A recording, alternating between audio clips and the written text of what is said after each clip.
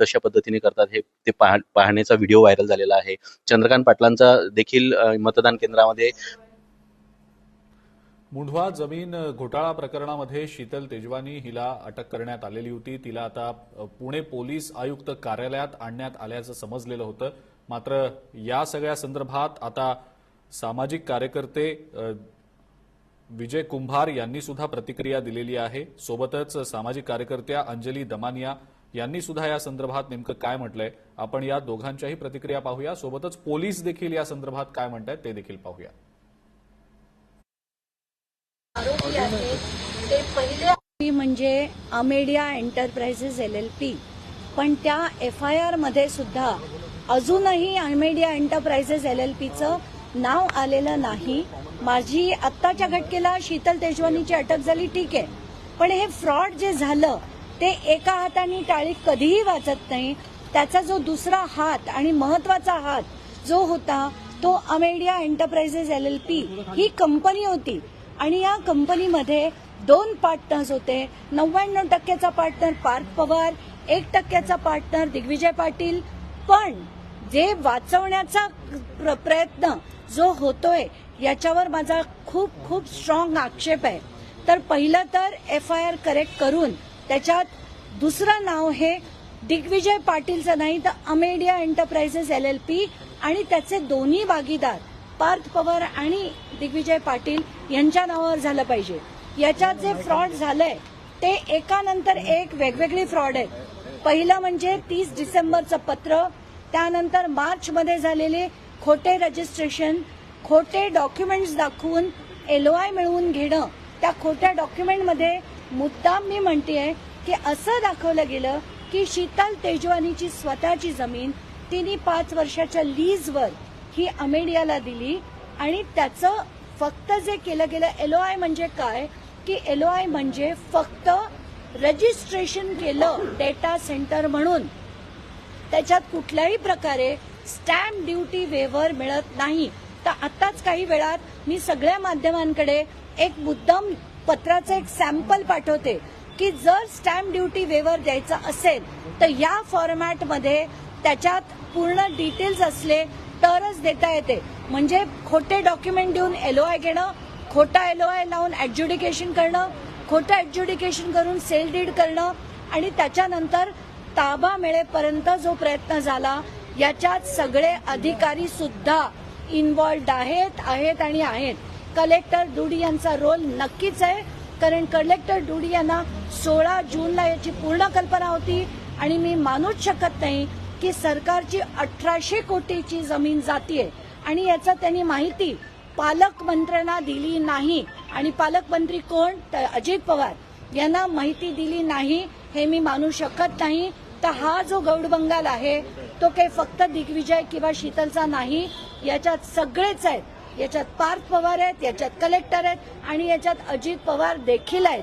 तर आताच्या घटकेला त्यांना सुद्धा राजीनामा हा देऊन मगच याची चौकशी पुढे जावी अशीच माझी थेट मागणी. काही पण याच्यामध्ये जर आपण घटनाक्रम पाहिला तर 8 तारखेपासून नागपूर अधिवेशन, हिवाळी अधिवेशन सुरू होतं. त्यामुळे पटलावरती पण हा विषय विरोधकांकडून ठेवला जाणार होता. 7 डिसेंबरला खरगे समिती अहवाल सादर करणार आहे आणि 5 डिसेंबरला दिग्विजय पाटील यांची खरगे समितीसमोर चौकशी आहे. अगदी म्हणूनच म्हणते की एकीकडे आता अधिवेशन येणार आहे, अधिवेशनात दाखवायला पाहिजे की सरकार म्हणून आम्ही काहीतरी थातुरमातुर कारवाई केली. काय थातुरमातुर केली तर एका अधिकाऱ्याला बडतर्फ केलं, मग एका अधिकाऱ्याला सस्पेंड केलं आणि आता शीतल तेजवानीला अटक केली. आम्हाला हे सगळं नकोय. याचे जे प्रमुख सूत्रधार होते त्यांना अटक झाली पाहिजे आणि याच्या मागे जी यंत्रणा ज्यांनी काम केलं, मग ते कलेक्टर असो, SDO असो आणि अजित पवार असो, यांच्यावर जोपर्यंत कारवाई होत नाही तोपर्यंत मी तर लढायचं ठरवलं. तुम्ही अजित पवार यांच्या राजीनाम्याची मागणी केली, पार्थ पवारवर गुन्हा दाखल करा असं सुद्धा म्हटलं होतं. याचा पाठपुरावा कसा करणार? आताच्या घटकेला जोपर्यंत पहिल्या FIR मध्ये अमेडियाचं आणि पार्थ पवारचं नाव येत नाही तोपर्यंत पहिला टप्पा तो. आणि जर हे सगळं होताना बघून अजून जर अजित पवारांचे डोळे उघडत नसतील, त्यांना जनाची नाही, मनाची नाही, कशाची लाज नसेल तर त्यांनी पुढे चालू ठेवावं. पण मनाची लाज असेल तर अजित पवार यांनी हा राजीनामा तातडीने देणं गरजेचं आहे. पालकमंत्रीपदाचा पुण्याच्या आणि उपमुख्यमंत्री पदाचा राजीनामा देणं गरजेचं आहे. पालकमंत्री असताना खारगे समिती कुठलाही तोडफोड अहवाल देईल असं मी मानूच शकत नाही. अखेर मुंढवा जमीन घोटाळा प्रकरणातील एक आरोपी शीतल तेजवानीला अटक झाली. तिचं अटक होणं हे एरवीच्या परिस्थितीमध्ये सामान्य असलं तरी ज्या वेळेला तिला अटक झालेली आहे, म्हणजे आता एक 2-3 दिवसामध्ये महाराष्ट्र विधानसभेचं एक अधिवेशन चालू होईल, त्याच्यामध्ये हा मुद्दा येणं स्वाभाविक होतं. शीतल तेजवानीची अटक जवळपास आणि इतरही आरोपींची अटक जवळपास 1 महिना लांबली होती.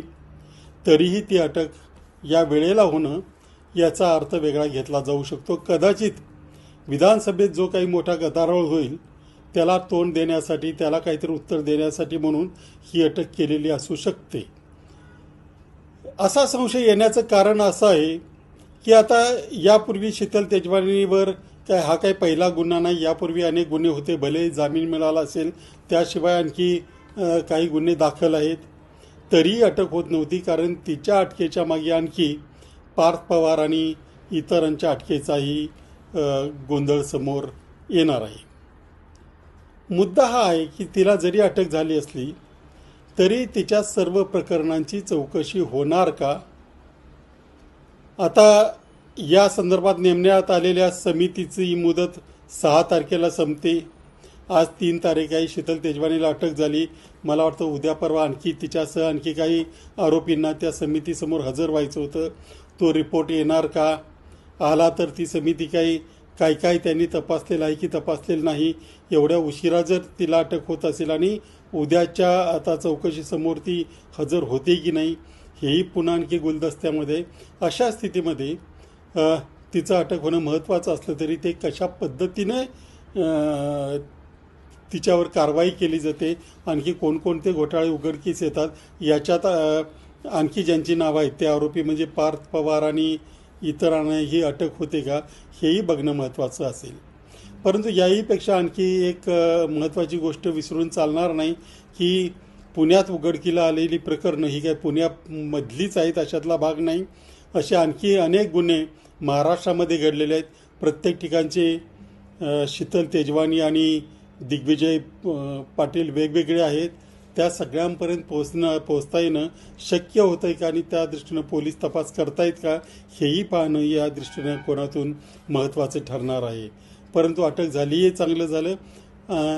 बाकी सर्व आरोपींनाही लवकरच पोलीस अटक करतील आणि या गुन्ह्याचा तळापर्यंत जातील आणि महाराष्ट्रातले अशा प्रकारचे सगळे गुन्हे उजेडात आणतील अशी अपेक्षा करूया.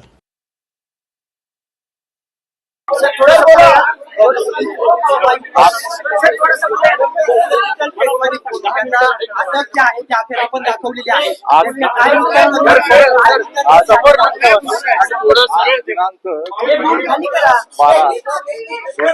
संध्याकाळी दुपारी 4:30 वाजता शीतल तेजवानी यांना पोलीस स्टेशन खडक थोडा 500 गुन्हा रजिस्टर नंबर 552/25 यामध्ये अटक करण्यात आलेली आहे.